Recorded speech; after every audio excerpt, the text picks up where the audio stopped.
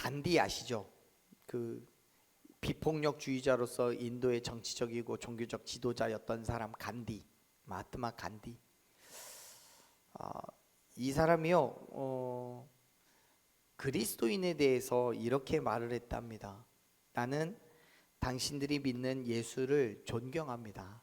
그런데 나는 예수쟁이들은 싫어요. 왜냐하면 그들은 예수를 닮지도 않고 닮으려고 하지도 않기 때문이에요 라고 얘기했대요. 이 간디는요, 인도에서 힌두교를 믿는 사람이에요. 하지만 자기는 스스로 그리스도인이라고 말하기도 하고요, 또 유대인이라고 말하기도 합니다. 그러면서도 불교인이라고 말하고 또 힌두교인이라고 이야기합니다. 물론 그렇게 말하는 이유는 뭐 종교적인 이유가 아니라 문화적인, 자기의 사상적인 이유가, 이념의 이유가 있습니다. 물론 그럼에도 불구하고 그렇게 말하는 것에 대해서 동의는 하지 않아요. 그런데 조금 전에 말씀드렸던 것처럼 자기는 그리스도인들을 믿지 않는다라는 그 말이 저에게는 굉장히 큰 충격이었어요. 요즘 흔히 하는 말로 팩폭이었어요. 팩트 폭행이요. 왜냐하면 가만히 보면요, 정말 그러한 이유 때문에 세상이 그리스도인들을 싫어하고 교회를 미워하잖아요. 여러분, 교회는, 그리고 그리스도인들은 예수님을 본받는, 예수님을 닮은 그러한 삶을 살아야 합니다. 예수님은요, 요한복음 13장 15절에서 내가 너희에게 행한 것 같이 너희도 행하게 하려고 본을 보였다라고 그렇게 말씀합니다. 분명히 예수님은 우리에게 당신의 삶의 전부를 가르쳐 주셨어요. 또 그렇게 살아가기를 요구하셨어요. 사랑하는 여러분, 그리스도인은요, 예수님으로 살아가는 겁니다. 아멘. 예수님을 본받아서 예수님을 이 땅에 드러내는 삶으로 사는 사람들이 그리스도인이에요.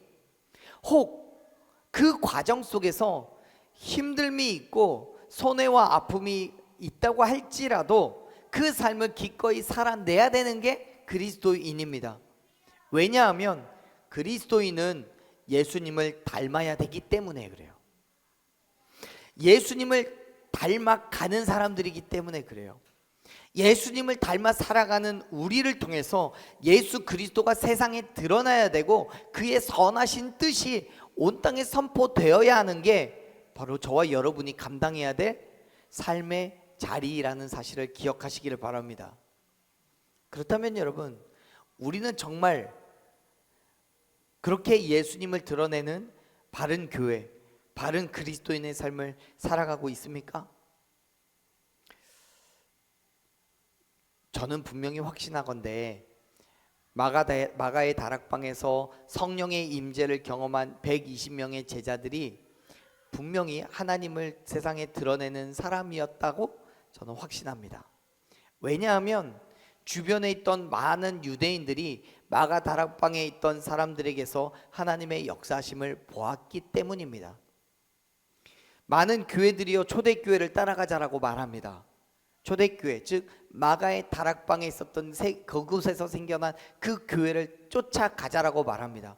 물론 저도 동일합니다. 초대교회를 따라가야 합니다. 그 교회를 우리는 본받아야 됩니다. 근데 정말 우리가 그렇게 살아가고 있느냐? 그러면 우리 교회는 마가의 다락방과 같은 교회인데 그 안에 있는 한 사람 한 사람은 그 120명의 사람의 삶의 태도를 쫓아가고 있느냐라고 물어본다면 물음표를 표할 수밖에 없을 거예요.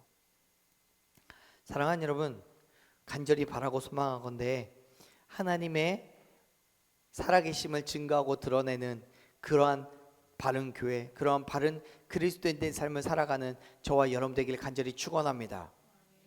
그때 마가의 다락방에 있던 사람들의 모습을 보고 예수님을 믿기로 결단한 그 3,000명이나 되는 사람들과 같이 저와 여러분의 삶의 모습을 통하여서 온 땅에 예수 그리스도가 증거되고 선포되길 줄로 믿습니다.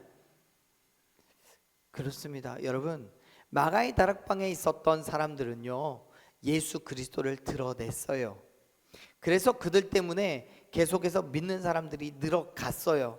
또 사람들이 예수님을 믿는 사람들을 두려워하기 시작했대요. 여러분, 말씀을 다시 한번 보죠. 그 두려움의 이유가 무엇이었을까요? 43절 말씀을 보면 이렇게 써 있어요.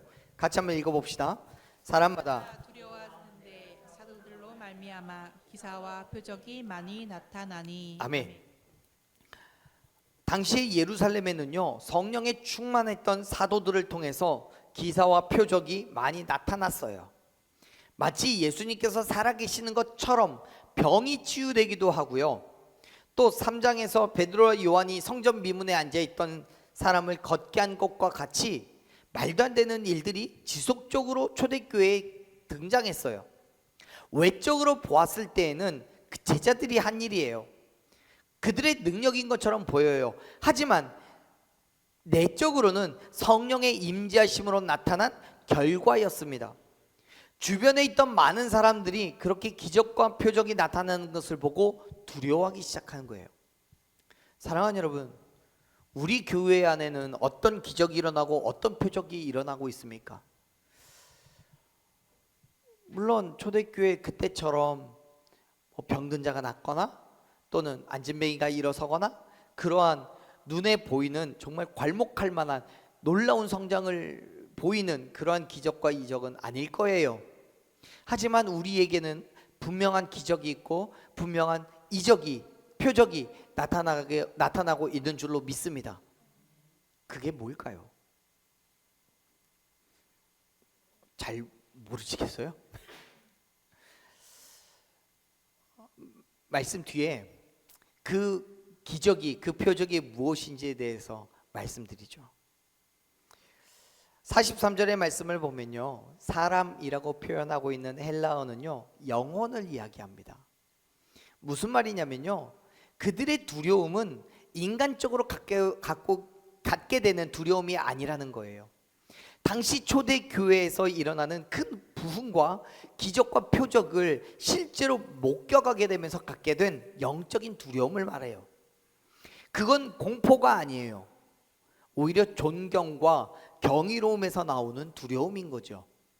다시 말해서 하나님께서 당신의 백성과 함께하고 계심을 깨닫게 됨으로써 얻게 되는 두려움인 거고, 기적과 이적을 행하신 예수님에 대한 두려움인 거예요.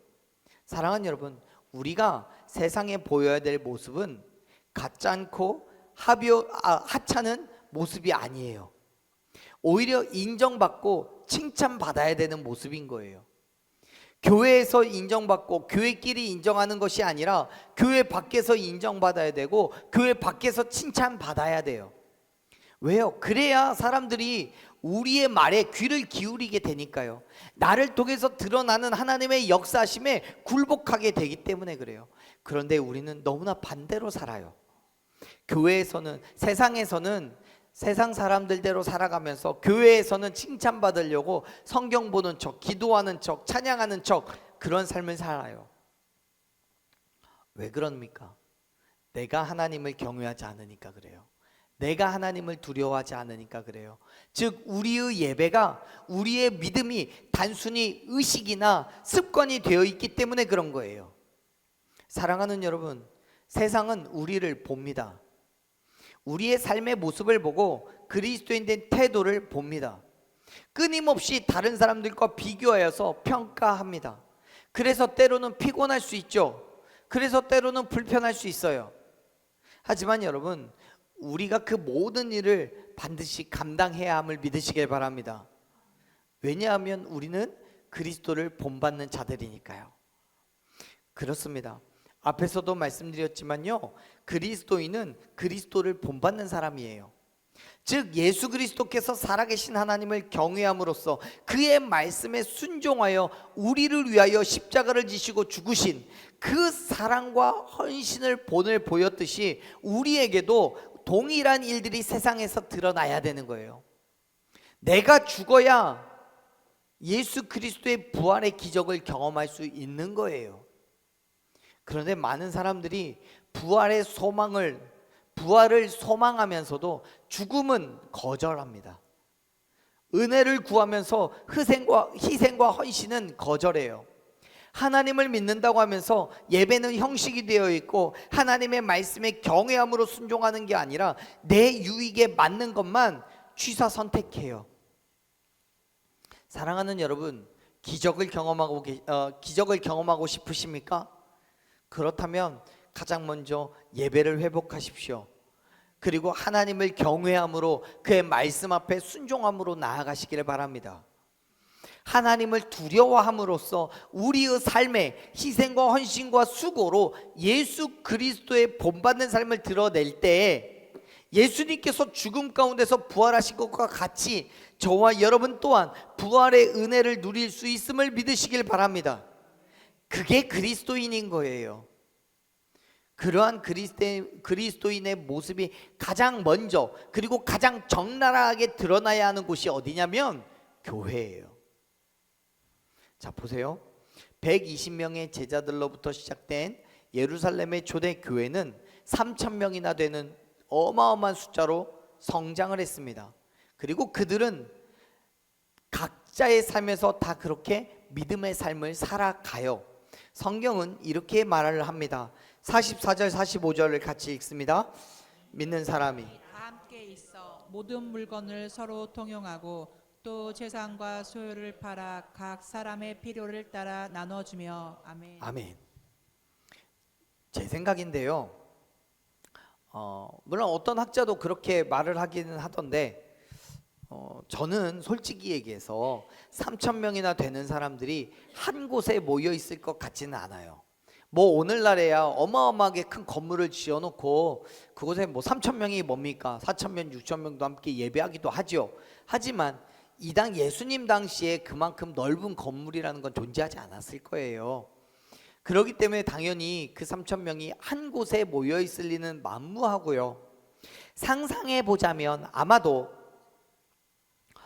그 위에는 38절에서 베드로가 말한 것처럼 회개하고 예수 그리스도의 이름으로 침례를 받은 많은 사람들이 그 이후에는 한 곳에 모여 있기보다 각자의 삶의 자리로 돌아가서 그곳에서 또 다른 교회를 만들어 가고 있을 거라고 생각합니다. 그렇기 때문에 믿는 사람들이 다 함께 있었다라고 말하는 것은 그들이 있는 곳곳에서 각자의 공동체, 즉 각자의 초대 교회를 만들고 있었고 그 행함이 모든 사람들이 동일했다라는 것을 의미하고 있어요. 그러한 공동체, 초대교회들은 장소만 다르지 같은 모양, 같은 행함이 있었던 거죠. 그 행함이 44절, 45절에서 표현하는 것들입니다. 모든 물건을 서로 통용하고 자기의 것을 아까워하지 않고 서로를 위해 나누고 함께 사용한 거죠. 그런데 여러분, 이들이 그렇게 한 이유가 무엇입니까? 왜 서로의 것을 자기의 것을 서로 나누고 함께 사용했냐는 거예요. 어떻게 그럴 수 있었냐는 거예요. 여러분, 서로 나누고 함께 사용했다는 건 분명히 나를 위해서 그런 게 아닙니다. 내 옆에 있는 식구, 내 지체를 위해서 그렇게 한 거죠. 나를 위한 거라고 한다면 나누지 않죠. 나 혼자 쓰죠. 그렇습니다. 여러분, 나눈다는 건 나를 위한 게 아니에요. 오히려 내 것이지만 다른 사람이 사용할 수 있도록 나눠주고 배려한 거예요. 희생하고 헌신한 거예요. 여러분, 이거는 쉽게 되는 게 아니지요. 하지만 초대교회 성도들은 분명히 그 일을 했습니다. 어떻게 그 일이 가능했을까요? 지금 초대교회 성도들에게 있어서는요, 소유라는 것은 아무 의미가 없어요. 소유라는 것에 대한 의미가 없어요. 왜냐하면 예수 그리스도의 죽으심과 부활하심을 믿기 때문에 더 이상 세상의 가치로 내 삶의 만족을 채울 이유가 없어졌기 때문에 그래요. 이해가 되세요? 다시 한번 말씀드릴게요. 예수 그리스도의 죽으심과 부활하심을 믿기 때문에 더 이상 세상의 가치로서 내 삶의 만족을 채울 이유가 없어졌어요. 그리스도인이 됨으로써 예수 그리스도 안에서 하나 된 지체로 내게 있는 모든 것이 이제는 내 것, 내 소유가 아니라 심지어 나조차도 예수 그리스도의 소유, 예수 그리스도의 것이라는 개념이 바로 나의 것을 기꺼이 나누게 만든 거예요. 사랑하는 여러분, 저와 여러분이 예수 그리스도 안에서 하나임을 믿으시길 바랍니다. 내가 예수 그리스도의 소유이기 때문에 내가 가진 것 또한 예수 그리스도의 것이 되었음을 여러분 믿으시길 바랍니다. 마치 어떤 사람이 종의 신분이 되면서 그의 소유물 또한 주인의 소유가 된 것처럼 저와 여러분이 이전에는 다 내 것이었지만 내가 하나님의 종이 됨으로써 그의 자녀가 됨으로써 내 소유가 다 하나님께로 돌려진 것이 된 것이죠. 그렇기 때문에 더 이상 나의 소유를 주장할 이유가 없어진 거예요. 모두가 나의 주인 되신 하나님의 것이기 때문에요. 그의 것이 되었기 때문에 그가 원하시는 대로 나누어 주고 그가 원하시는 대로 쓰여지게 만들어진 거지요. 결국 초대교회 그리스도인들이 자기의 것을 내어놓고 물건을 서로 통용할 수 있었던 것은 하나님의 것을 돌려드렸다라는 의미인 거고, 하나님께서 당신의 뜻에 따라 그 소유를 나누어 주었다라고 우리는 이해하면 되는 거예요. 사랑하는 여러분, 여러분은 그리스도인 하나님의 자녀 되심을 믿으십니까? 그렇다면 여러분은 여러분의 무엇을 나누시겠습니까? 내가 가진 어떤 것이 하나님의 것이라고 고백하실 수 있습니까?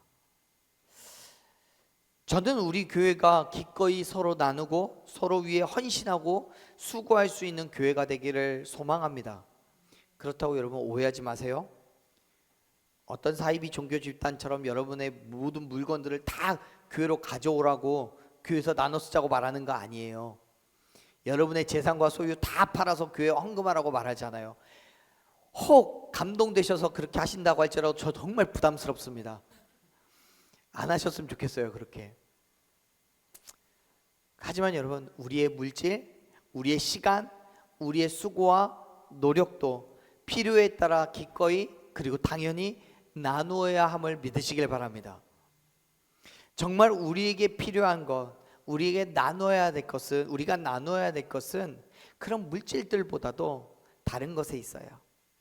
물질도 분명히 나눠야 되지만 성경이 말하는 것은 또 다른 것에 있습니다. 한번 말씀을 볼게요. 46절 보죠. 46절 읽어봅시다. 날마다 마음을 같이하여 성전에 모이기를 힘쓰고 집에서 떡을 떼며 기쁨과 순전한 마음으로 음식을 먹고. 아멘. 성경은요, 모든 그리스도인들이 마음을 같이 했다라고 말합니다. 여러분, 우리가 나눠야 될 것, 진정으로 나눠야 될 게 뭐예요? 마음인 거예요. 그 마음이 어떤 마음이에요? 예수 그리스도의 마음이요. 마음을 같이 한다라고 번역하고 있는 헬라어는요, 두 가지 단어가 합해진 단어입니다. 하나는 하나 또는 같은 이런 의미를 가진 단어이고요, 또 다른 하나는 정신, 마음 이런 뜻을 가진 단어가 결합한 거예요. 즉 하나의 정신, 하나의 마음 이런 의미를 가지고 있어요. 여러분, 마음을 같이 한다는 건 당시 성도들이 한 마음, 한 뜻으로 성전에 모였다는 것을 의미합니다. 그런데 여러분, 잘 생각해 보세요. 우리는 각자 환경도 다르고 삶의 모습이 달라요. 하고 있는 일도 달라요. 어쩌면 가치관도 다를 수 있어요. 그런데 어떻게 같은 뜻, 같은 생각, 같은 마음을 가질 수 있냐는 거예요. 지금 우리만 그런 게 아니라 예수님 당시에 또 사도행전에 등장하는 제자들도 그랬어요. 여러분 기억나세요? 바울이 1차 전도 여행을 나갈 때는 바울과 그 동역자였던 바나바라는 사람이 같이 동역했어요. 그런데 2차 전도 여행을 나갈 때에는 바울은 바나바와 가지 아니하고 또 다른 사람과 동행을 했어요. 실라라는 사람이요. 왜 바나바와 동행하지 않았냐면 서로 마음이 맞지 않아서예요. 여러분, 예수님을 믿어도요, 마음이 맞지 않을 수 있어요. 그런데 성경은 같은 마음, 같은 뜻, 같은 생각을 가진다라고 말해요. 어떻게 그럴 수 있어요? 이런 거예요. 여러분, 우리가 지난번에 더 함께 세움을 했잖아요. 그 일을 하면서요, 누구는 어느 분은 김밥을 삶고, 또 누구는 빵을 만들어요, 또 누구는 부침개를 만들고, 누구는 물건을 팔아요. 여러분, 각자 자기에게 맡겨진 그 일들을 했어요. 그런데 그렇게 열심히 일을 했던 이유는 하나였어요. 뭐예요? 더 함께 세움을 위해서 얻어진 수익으로 계획된 이웃을 돕기 위해서요. 그 일을 위해서, 그 일을 통해서 하나님의 일을 이루어 가기 위해서였어요. 그것을 위해서 그러한 같은 목적을 가지고 각자 서로 다른 일을 했던 거예요. 여러분, 그런 거예요. 우리가 각자 다른 일을 하더라도 같은 뜻, 같은 생각, 같은 마음을 가질 수 있어요, 없어요? 있어요. 무엇을 통해서요? 예수 그리스도를 통해서요. 예수 그리스도를 위하여서 우리가 같은 마음, 같은 생각을 가지고 살아가고 있음을 믿으시길 바랍니다. 바울은 고린도후서 4장 13절에서 우리가 같은 믿음을 가졌다라고 그렇게 선언합니다. 같은 믿음. 비록 바울과 바나바가 헤어지고 바울과 실라가 그 일을 같이 했지만, 그렇다고 해서 바나바가 바울과 의견이 틀어져서 다른 신을 믿거나 다른 종교를 갖고 있는 게 아니에요. 바나바와 바울과 실라는 같은 믿음을 갖고 있었음을 기억하시길 바랍니다. 그 믿음의 행함이 있기 때문에 우리는 서로 물건을 통용하고 가진 것을 팔아 필요를 따라 나누게 되는 거예요. 사랑하는 여러분, 저와 여러분은 한 마음 한 뜻으로 성전에 모인 줄로 믿습니다. 사랑하는 여러분, 믿음의 본질은요, 믿음의 본질은 예수 그리스도 안에서 한 마음과 한 뜻이 되는 거예요. 왜요? 우리가 믿는 건 하나잖아요. 예수 그리스도예요. 그의 죽으심과 부활하심을 믿는 거예요.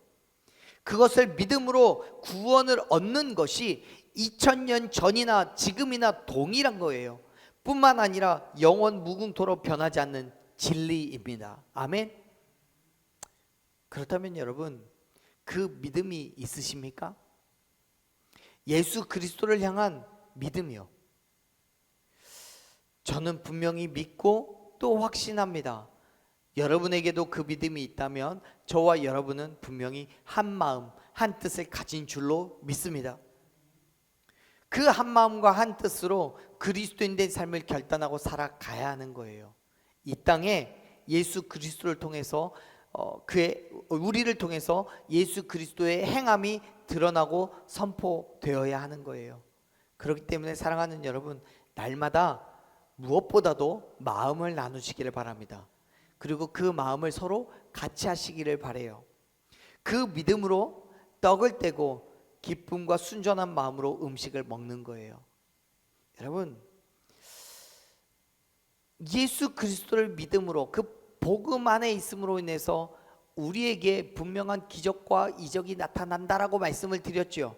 우리 교회에서 드러난 그 기적, 그 이적은 바로 기쁨과 순전한 마음으로 떡을 떼는 거예요. 여러분, 지금 46절에서 말씀하고 있는 집에서 떡을 떼며 기쁨과 순전한 마음으로 음식을 먹는다는 것은 그냥 가족끼리 단촐하게 떡을 만들어서 오순도순 나누어 먹는다는 걸 얘기하는 게 아닙니다. 지금 이 말은요, 성전에 모이기를 힘쓰라는 말 그 다음에 등장하면서 이것이 또 다른 모임이라는 걸 보여주고 있어요.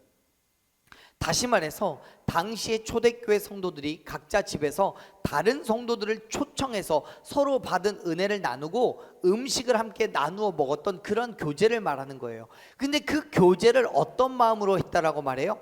기쁨으로 했어요. 여러분, 성전에 교회에 오시면서 안 기쁘세요? 기쁘세요? 안 기쁘세요? 뭐 강제적으로 기뻐해야 된다라고 말씀드리는 것 같아요? 아니요, 여러분, 기쁨으로 교회에 오죠. 기쁨으로 서로 교제하고 기쁨으로 서로 얼굴을 맞이대하고 또 식탁의 교제를 나누게 됩니다. 기쁨으로 교회 안에서 나에게 기꺼이 맡겨진 그 사역을 감당해내는 거예요. 초대교회 당시가 그랬어요.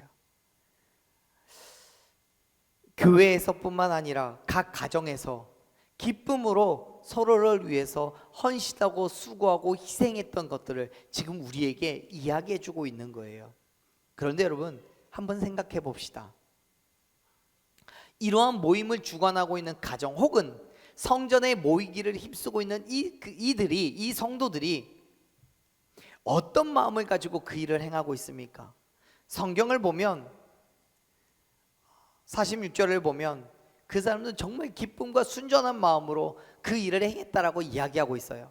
그런데 여러분, 지금 이들이 그렇게 기뻐하고 순전한 마음으로 떡을 떼어 먹으며 교제를 나눌 수 있는 그런 여유 있는 그러한 환경, 그러한 정치적인 종교적인 배경이 아니에요. 당시의 그리스도인들은요, 유대인들의 핍박을 받고 있는 중이었기 때문에 언제든 이들은 잡혀서 고난을 당할 수 있었어요. 지금 우리가 읽었던 사도행전 2장에서 등장하는 이 사건, 이 시대, 이 시간까지만 하더라도 유대인들의 핍박은 날로 깊어져 가고 있던 때예요. 기억하시죠? 스데반이 유대인들에게 잡혀서 돌에 맞아 죽었던 그 사건은 7장에 나와요. 지금 우리는 2장에 읽고 있잖아요. 그러면 여러분, 지금 이 시기가 그리스도인들에게는 얼마나 위험한 시기였는지를 우리 충분히 짐작하고도 남음이 있습니다. 여전히 로마의 통치를 받고 있었고 예루살렘을 통치하던 그 로마의 통치자들은 유대인의 눈치를 보느라고 그리스도인들을 핍박하는 것을 묵인하고 있었어요. 그래서 2중 3중의 괴롭힘을 당하고 있었던 중이에요. 그런데 그러한 그리스도인들이 정말 매일같이 모여서 어떻게 기뻐할 수 있고 어떻게 자기의 것을 순전한 마음으로 나누고 음식을 떼어 먹을 수 있냐는 거예요. 여기다 말하는 이 순전한 마음이라는 건 하나님을 정직한 마음으로 섬기고 이웃에 대해서 깨끗한 양심으로, 선한 양심으로 행하는 그 마음을 표현합니다. 그런데 그렇게 억압과 긴장 속에서, 핍박과 박해 속에서 기뻐할래야 할 수 없고 순전한 마음을 가질 수 있는 상황이 아니란 말이에요. 하지만 여러분, 어떻게 그들이 그러한 믿음의 태도를 가질 수 있었냐고요. 여러분, 우리가 돈이 많아서, 물질이 많아서 함께 세움을 했던 거 아니잖아요. 그 일로 인해서 그 일을 감당하면서 교회도, 또 여러분 각자의 삶 속에서도 정말 없는 시간 쪼개어서, 없는 물질을 내어서 그 일을 감당했단 말이에요. 그 일이 어떻게 기뻐할 수 있냐고요. 세상적인 시선으로 보자면요, 인간적인 마음으로 보자면 정말 순전한 마음을 가질 수 있는 상황이 아닌 거예요. 하지만 여러분, 그들에게는, 초대교회 성도들에게는 성령의 임재가 있었음을 기억하시길 바랍니다. 그 성령의 임재가 있었기 때문에 여전히 로마의 억압과 유대인들의 핍박 속에서도 성령님이 주시는 그 위로와 평안을 누릴 수 있었던 거예요. 할렐루야. 그래서 그 믿음으로 서로를 돌아보고 자신의 것을 기꺼이 나눌 수 있었던 거예요. 그렇습니다. 여러분, 그리스도인의 평안은 내 유익을, 내 만족을 추구할 때 얻는 게 아니에요. 내가 원하는 것에 채워졌다라고 할지라도 하나님이 주시는 평안과 안식이 없다면 여전히 불안하고 여전히 근심이 되고 여전히 마음이 아프다는 사실을 기억하셨으면 좋겠어요. 불안하고 걱정되는 상황 속에서도 각 가정이 서로 돌아가며 서로를 위해서 떡을 만들어 대접하는 그 마음에 하나님께서 그들에게 기쁨을 허락하셨음을 믿으시길 바랍니다. 오늘날 저와 여러분에게 정말 하나님 앞에 나아가 온전한 그리스도인 된 삶을 살아가기를 결단하는 저와 여러분에게 주시는 그 기적이, 그 표적이 바로 그 기쁨이라는 사실을 여러분 기억하셨으면 좋겠어요. 사랑하는 여러분, 물론 교회에서든 가정에서든 지금 여러분이 감당하는 일들이 쉬운 일이 아니라는 건 알아요. 또 그 일로 인해서 많은 피로가 있고 때로는 마음의 상처가 있을 수도 있어요. 그럼에도 불구하고 내가 가진 것을 나누고 마음을 같이 하기를 원하는 이유는 단 한 가지예요. 예수 그리스도께서 나를 위하여 그렇게 하셨기 때문에요. 할렐루야. 예수님의 십자가의 죽으심은 가진 것을 나누고 마음을 같이하기 위함이었다는 것을 믿으시길 바랍니다.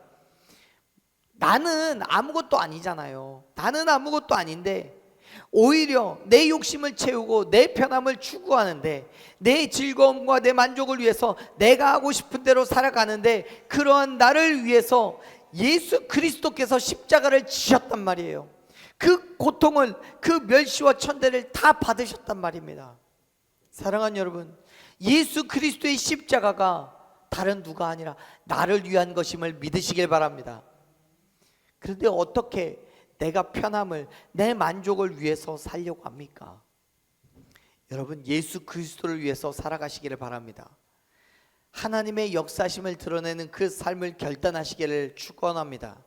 그때 우리에게 하나님이 주시는 진정한 기쁨과 평안이 넘치게 될 줄로 믿습니다. 자, 보세요. 하박국 선지자는요, 하박국 3장 17절 18절에서 우리에게 얘기해요. 비록 무화과 나무가 무성하지 않아도요, 포도나무에 열매가 없어도요, 감람나무에 소출이 없어도요, 밭에 먹을 것이 없어도요, 우리의 양도 없고 외양간에 송아지가 없어도요, 나는 여호와로 말미암아 즐거워하고 나의 구원의 하나님으로 말미암아 뭐 한다고요? 기뻐한다고요. 사랑하는 여러분, 오늘 이러한 고백이 저와 여러분의 고백이 되기를 간절히 축원합니다. 왜냐하면 그러한 저와 여러분의 모습을 다른 많은 사람들이 보고 있기 때문에요. 우리의 헌신을 보고요, 우리를 본받잖아요. 보세요. 우리가 같이 읽었던 47절 말씀을 보면 이렇게 기록하고 있어요. 47절 읽어볼게요. 하나님을 찬미하고 또 온 백성에게 칭송을 받으니 주께서 구원받는 사람을 날마다 더하게 하시니라. 아멘. 당시 초대교회는 모든 백성들에게 칭송을 받았어요.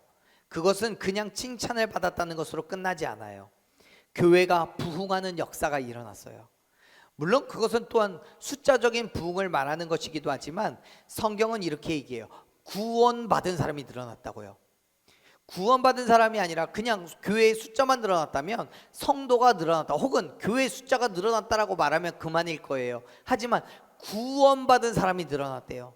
구원받으려면 어떻게 해야 돼요? 예수 그리스도를 믿어야 돼요. 다시 말해서 그냥 교회인의 숫자만 늘어난 게 아니라 그들이 예수 그리스도를 믿고 그분 앞에 굴복했다라는 것을 의미해요. 숫자적인 부흥이 아니라 온전한 믿음의 사람들이 늘어났다는 거죠. 그런데 그 일이 어떻게 이루어진 거예요? 하나님을 찬미하며 온 백성의 칭송을 받는 그 사람들 때문에요. 사랑하는 여러분, 세상 사람들이 우리를 보고 우리를 본받는 것은 온전한 그리스도인의 삶으로 나아가는 그 자리에 서게 된다라는 의미입니다. 그냥 교인이 늘어나는 게 아니라 구원받는 사람들이 늘어나게 되는 겁니다. 혹 지금 현재 교회 안에 있다고 할지라도 여전히 세상 사람들의 삶과 똑같은 삶을 살아가는 그들도 정말 온전한 그리스도인의 삶을 살아가는 나를 보고 그리스도인의 삶의 본을 보고 배우게 될 줄로 믿습니다. 그들이 구원을 받는 거예요. 마음을 같이하고 성전에 모여 기쁨으로 서로를 위해 음식을 나누는 것, 나에게 허락한 하나님의 은혜를 기꺼이 헌신하고 희생하고 수고하는 그 믿음의 태도가 구원받는 사람들을 날마다 늘어나게 하는 하나님의 역사심 가운데로 일하게 하실 줄로 믿습니다. 사랑하는 여러분, 그렇다면 이제 우리가 해야 할 일은 무엇입니까? 단순하게 인간적인 방법과 수단으로 머릿수만 늘어나는 부흥은요, 아무런 의미가 없어요. 진정한 부흥은 저와 여러분의 믿음의 태도에서부터 시작함을 믿으시길 바랍니다. 기쁨과 순전한 마음으로 하나님을 경배하고 나에게 주신 하나님의 사랑으로 서로가 서로의 필요를 채우기 위해서 희생과 헌신의 삶으로 나아갈 때 하나님께서 우리에게 진정한 부흥을 경험하게 하실 줄로 믿습니다. 그동안 세상 사람들과 별 다를 바 없었던 나의 삶에도 하나님께서 구원의 은혜를 베풀어 주시고, 그런 나를 통해서 또 다른 누군가가 하나님의 구원을 경험하게 하실 줄로 믿습니다. 그렇기 때문에 사랑하는 여러분, 이제는 서로를 위해, 이웃을 위해, 이 땅의 모든 민족을 위해 기도하며 필요를 채우는 그 빛의 자녀된 삶으로 결단하며 나아가는 저와 여러분 되기를 간절히 축원합니다. 나의 것을 나누시길 바라요. 기꺼이 물질로, 시간으로, 노력으로, 환경으로, 무엇으로든지 나에게 허락하신 하나님의 것을 기꺼이 나누고 헌신하고 희생하고 수고하는 저와 여러분의 삶을 통하여서 우리 모두에게 온전한 기쁨과 위로와 평안을 허락하여 주실 줄로 믿습니다. 그 믿음으로 한 걸음 한 걸음 담대히 나아가는 저와 여러분이 되기를 간절히 축원합니다. 아멘. 우리 함께 찬양하고 기도의 자리로 나아가겠습니다. 사랑하는 여러분, 우리 교회 이름이 더 바른 교회잖아요. 이 이름은 단순한 이름이 아니에요. 구호가 아니에요. 하나님께서 우리에게 주신 사명이자 우리의 정체성이에요. 우리가 교회 소식을 나눌 때 우리 교회는, 우리 더 바른 교회는 하고 그 이야기를 했단 말이에요. 하나님 앞에 바로 선 교회, 이웃에게 하나님의 발음을 증거하는 교회, 세상 앞에 바르게 나아가는 교회요. 그것은 그냥 단순한 우리의 외침이 아니에요. 그건 우리의 결단이고 우리의 정체성이 되어야 돼요. 세상은 교회를 향해, 저와 여러분을 향해서 질문합니다. 당신은 정말 예수님을 믿는 그리스도인이냐고요. 당신이 믿는 예수를 정말 닮았냐고요. 이 질문에 초대교회 그리스도인들은 자신의 삶으로 대답했습니다. 그들은 하나님을 경외함으로 세상을 두렵게 했어요. 그들은 자신의 것을 기꺼이 나눔으로 하나님의 사랑을 증명했습니다. 그들은 한 마음으로 모이고 교제함으로 세상이 줄 수 없는 기쁨을, 그 기쁨의 기적을 경험했습니다. 그 결과가 뭐예요? 세상의 칭송을 받아요. 하나님께서 구원받는 사람들은 날마다 더하게 하시는 진정한 부흥을 허락받았어요. 여러분, 이제 우리 차례예요. 형식적인 예배에서 벗어나서 온전히 하나님을 경외하시기를 바라요. 내 것이라고 움켜쥔 손을 펴서 이웃의 필요를, 직구의 지체의 필요를 채우는 저와 여러분 되길 간절히 소망합니다. 그렇게 저와 여러분의 삶이, 우리 더 바른 교회가 세상 속에서 예수 그리스도를 드러내는 빛이 되어 하나님께서 우리를 통해 이루실 놀라운 부흥을 경험하는 그런 은혜를 누리게 되기를 간절히 축원합니다. 예수님이 찾으시는 그 한 사람이 저와 여러분이 되기를 간절히 소망합니다. 우리 찬양을 함께 고백하며 나아갑시다.